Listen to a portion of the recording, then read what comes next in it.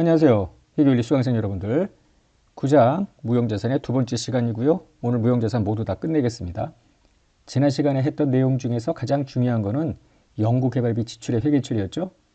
연구단계, 개발단계로 나누어서 회계처리를 달리했습니다. 연구단계에서의 지출은 무조건 비용 처리를 했죠. 연구비.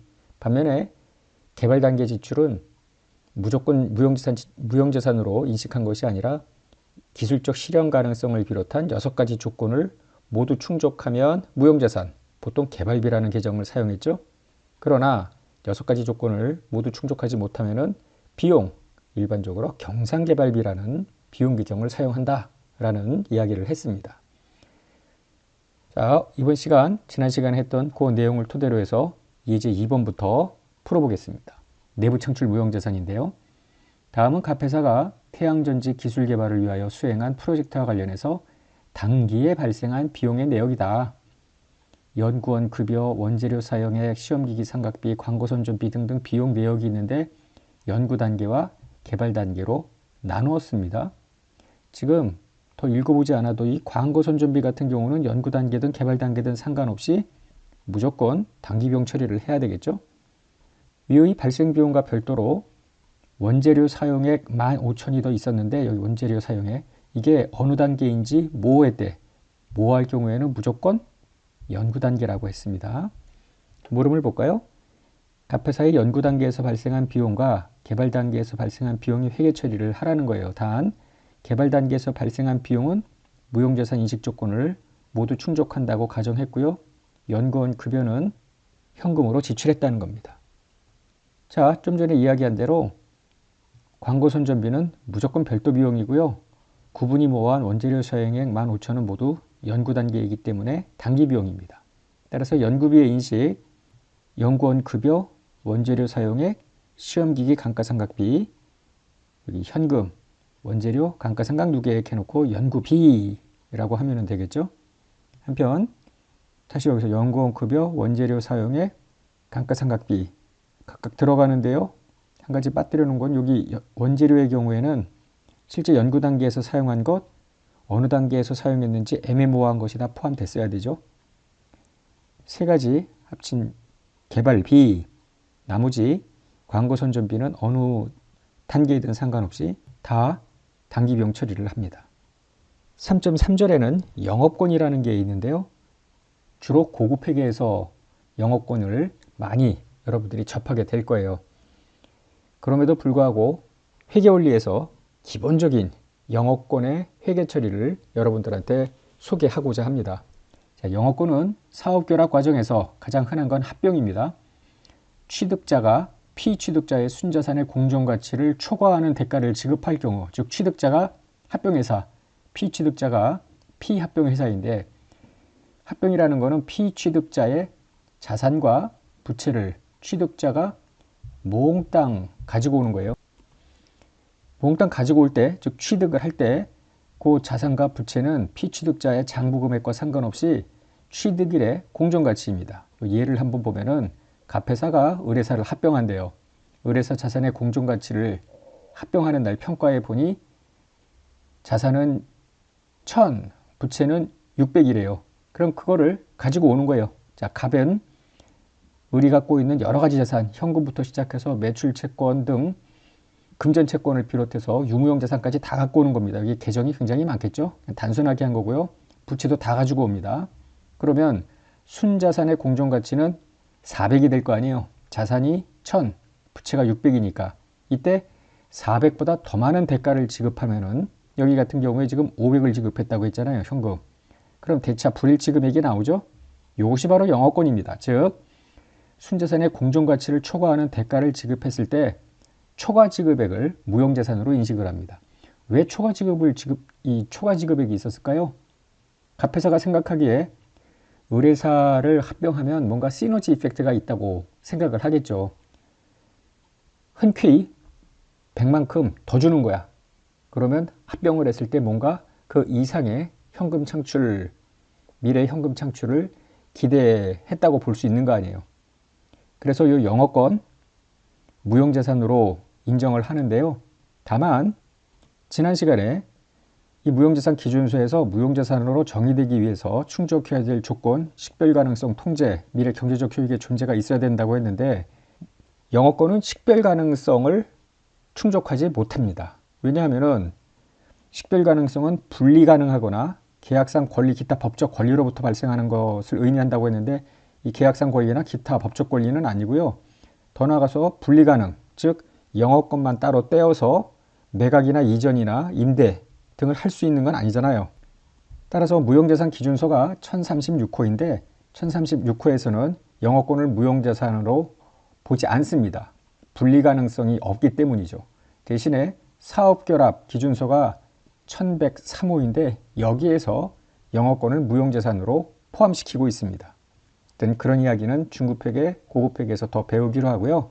우리는 단지 영어권이라는 게 취득자가 피취득자의 자산부채를 가지고 오면서 뭔가 그 공정가치보다 초과 지급액이 있었을 경우에 그거만큼을 무형자산으로 인식하는구나.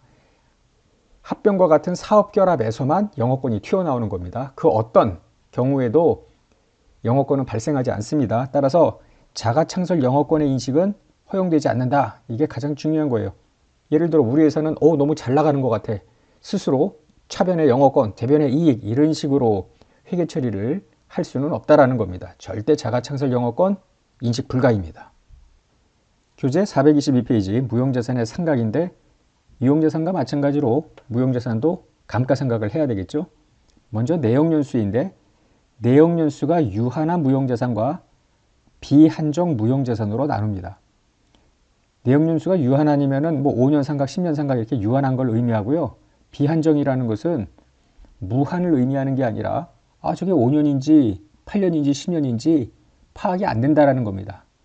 따라서 유한한 무형자산만 상각하고 비한정이면 상각을 할 수가 없겠죠. 유의할 점은 처음에는 내역연수가 몇 년인지 모르겠어. 비한정. 그래서 상각을 하지 않다가 이후에 유한한 내역연수를 추정할 수 있게 되었다면 그때부터 상각을 시작을 하면 되겠습니다. 또 하나, 계약상의 권리 또는 기타 법적인 권리로부터 발생하는 무형자산이 있겠습니다. 그러면 그 내역연수는 계약상 권리나 기타 법적 권리에 그 유효한 기간이 있을 거 아닙니까? 그걸 초과할 수는 없다. 법에서 5년으로 그 권리를 특정해 놓았는데 5년보다 더 긴 기간에 걸쳐 상각을 할 수는 없겠다는 거죠. 다만 요 법적 권리 기간 이내에 상각을 하되 예상 사용 기간에 따라 짧아질 수는 있겠다는 겁니다. 마지막 것도 중요한데요. 권리가 중요한 원가 없이 한정된 기간 동안 갱신돼, 익스텐션이 되는 거야. 1년 연장, 2년 연장 이런 식으로 갱신될 것이 명백한 경우에만 처음부터 그 갱신 기간을 내역연수에 포함하라는 겁니다. 예를 들어 처음 5년인데 5년이 지나고 난 다음에 추가로 1년 갱신은 거의 원가 없이 이루어질 것 같아. 거의 명백해. 그럼 요 1년을 포함해서 처음부터 6년으로 하라는 이야기입니다. 내역연수가 유한한 무형자산, 앞서 상각을 하기로 했죠. 상각대상 금액은 유형자산에서도 했습니다. 취득원가하고 거기에서 잔존가치를 뺀 금액이 상각대상 금액인데 내역연수 동안 체계적인 방법으로 배분을 하는 것입니다. 이때 유형자산과 달리 무형자산의 경우에는 잔존가치가 얼마다라고 추정하기가 상당히 어려워요. 이 보이지 않는 형태가 없는 이런 권리 등인데 내역연수가 끝난 다음에 그거에 가치가 있다고 보기는 어렵기 때문에 특별한 경우를 제외하고는 0으로 합니다. 한편 무형자산은 언제부터 상각이 시작되냐 하면은 그 무형자산을 사용 가능한 때부터 상각을 시작해요. 따라서 중요한 건데요. 연구개발 지출이 있다고 할 때 계속 연구 그 다음에 어느 순간부터 개발 해가지고 완료가 될 거 아니에요. 그러면 요 개발비가 발생되는 연도, 무형자산으로 인식하는 연도부터 생각하는 게 아니라 신기술 개발이 끝났을 때 이 누적 개발비를 그때부터 생각하기 시작하는 것이죠. 소비되는 형태를 신뢰성 있게 결정할 수 없으면 기본적으로 정액법을 사용합니다. 아무 말 없으면은 무형자산은 정액법이다 이렇게 생각하면 되고요. 제조 과정에서 사용된 무형자산 상각비가 있을 수 있겠는데 이런 다른 자산 생산에 소모되는 무형자산 삼각비는 그 다른 자산 장부금액에 포함합니다. 그러니까 제품 제조원가 등에 반영한다 라고 보면 되죠. 무형자산 삼각비의 회계 처리는 무형자산 삼각비 차변 여기에 상각 누계액 유형자산 같으면, 그러나 무형자산은 보통 상각 누계액으로 회계 처리하지 않고 바로 무형자산을 죽여버립니다. 이게 유형자산처럼 어떤 실물이 있는 게 아니잖아요. 뭐 중고자산이라도 기계장치, 비품 등이 눈에 보이는 게 아니기 때문에 무형자산은 그대로 상각을 하면서 계속 장부금액을 죽여나가는 방식을 택합니다. 유형자산과 마찬가지로 무형자산도 잔존가치, 상각기간, 이게 내용연수죠. 상각방법 이런 것들을 매년 적어도 매 회계연도 말에 검토를 하여 달라졌네 그러면은 이를 변경합니다. 회계 추정치 변경이죠. 점진적으로 회계 처리합니다. 한편 회수 가능액이 장부금액보다 적은 경우에는 손상차손을 인식하는데 이거는 중급회계에서 다룰 겁니다. 반면에 내역연수가 비한정인 무형자산은 앞서 이야기한 대로 상각을 하지 않고 그대로 간다고 했어요. 다만 매년 자산의 가치가 손상이 되었는지 검사하여 손상차손 인식을 할 수는 있겠는데 어떻게 손상차손을 인식하는지는 중급회계에서 배우기로 하고, 회계올리 시간에는 내역연수 비한정 무형자산은 상각은 하지 않고 경우에 따라 손상차손이라는 비용만 인식할 수도 있다. 뭐 그 정도만 이해하고 넘어가면 되겠습니다. 한편 매 회계기간마다 내역연수가 비한정이라는 평가가 과연 정당한지 검토를 하되, 검토 결과 비한정이라는 평가가 정당화될 수가 없으면은 내역연수가 유한화 무형자산으로 바꿔야 될 거 아니에요. 그리고 그때부터 상각을 시작하면 되겠습니다. 예제 3번 무형자산 상각 문제를 풀어보겠습니다. 갑회사의 보고기간 말은 12월 31일인데 1년도 7월 1일에 을 회사로부터 특정 제품을 생산할 수 있는 기술을 4년간 사용할 수 있는 라이선스를 10만에 샀대요. 갑회사는 중요한 원가 없이 계약기간을 1년 갱신할 수 있대. 그리고 갱신될 것이 명백하대. 그러면은 5년 동안 상각한다. 이런 생각을 해야 되겠죠. 자, 취득 시 분계는 간단하죠. 라이선스라는 무형자산 현금, 그리고 1년도 말에 라이선스에 대해서 상각비를 인식하는 회계 처리를 하라는데 1년 상각하면 안 되죠. 7월 1일 날 취득을 했기 때문에 6개월 상각을 해야 되고요. 앞서 이야기한 대로 상각기간은 5년입니다. 따라서 10만 원에 5년에 12분의 6 해서 무형자산 상각비를 인식을 하면 되죠. 이제 4번 연달아 풀어보겠습니다. 개발비 상각인데요. 보고기간 말은 12월 31일인데 신기술 개발을 위해서 1년도에 10만, 2년도에 30만을 각각 지출했는데 모두 무형자산 인식 조건을 충족한대요. 그럼 개발비라는 무형자산으로 일단 인식을 했겠죠. 개발활동은 2년도 7월 1일에 종료되었대요. 즉시 신기술을 사용했기 때문에 2년도 7월 1일부터 상각을 개시해야 됩니다. 갑회사는 X2년 10월 1일에 즉 7월 1일 이후 석 달 후에 신기술의 법적 보호를 위해서 특허권을 취득했는데 취득을 위해서 2만을 썼대요. 별도의 무형자산 회계 처리를 해야죠. 개발비는 상각기간이 10년이고요. 특허권의 법적 권리기간은 5년이니까 특허권의 상각기간은 5년이라고 보면 되겠습니다. 아무 이야기 없기 때문에 잔존가치는 무조건 0입니다. 갑회사의 개발활동, 특허권 취득과 관련해서 1년도, 2년도 회계 처리를 하자라는 겁니다. 그러면 일단 1년도에 10만, 2년도에 30만 이런 것들이 모두 무형자산 개발비, 무형자산 조건을 충족한다고 했죠.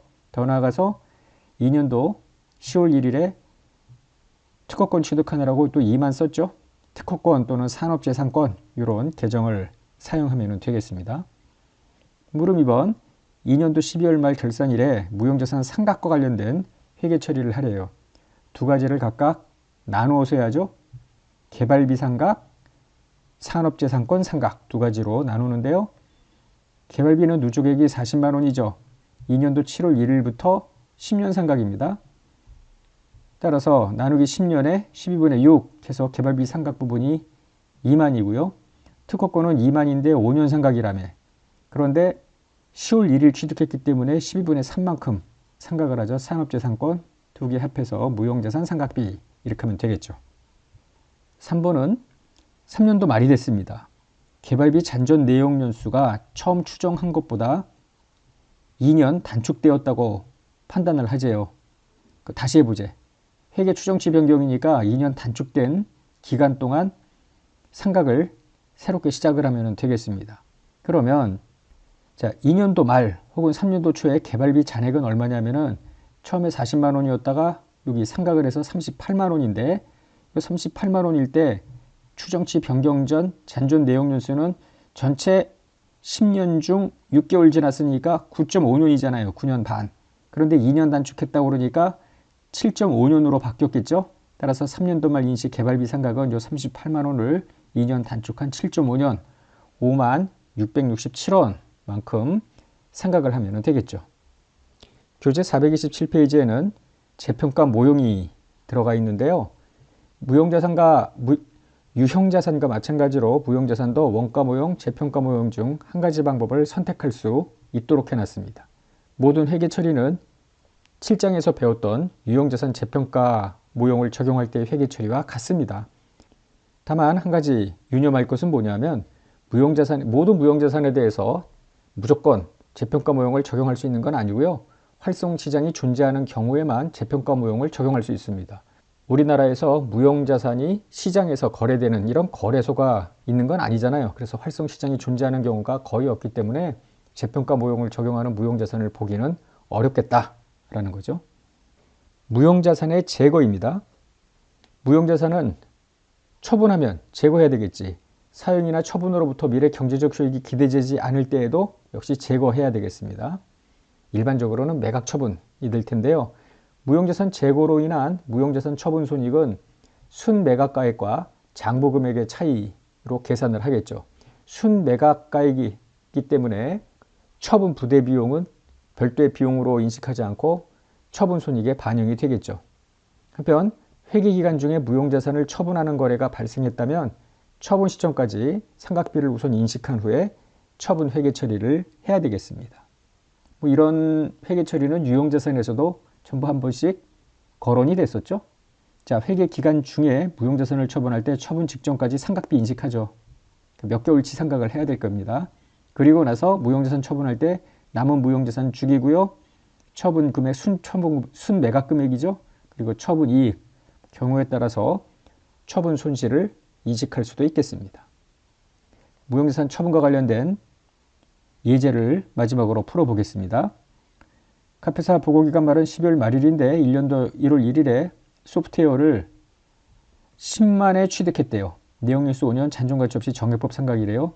그러다가 2년도 7월 1일 즉 1년 반을 썼죠. 의뢰사한테 현금 5만 5천 원을 수취하고 팔아버렸대. 그럼 7월 1일 날 어떤 분계를 해야 되느냐? 1년 반 상각비를 인식을 해야 되겠습니다. X2년도 6개월 분 무형자산 상각비를 인식한 후에 처분 분계를 한다는 거죠.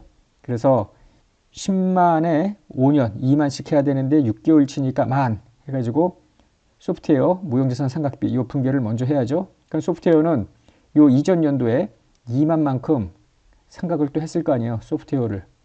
따라서 소프트웨어는 3만이 죽었으니까 남은 금액은 7만일 겁니다. 그래서 이 7만을 죽이면서 5만 5천 받았다니까 무형자산 처분 손실은 15,000이겠죠. 자, 여기까지 해서 무형자산 회계 처리를 다 끝내겠습니다. 가장 중요한 건 연구개발 지출에 대한 회계 처리였습니다. 꼼꼼히 다시 한번 복습하시기 바랍니다. 수고하셨습니다.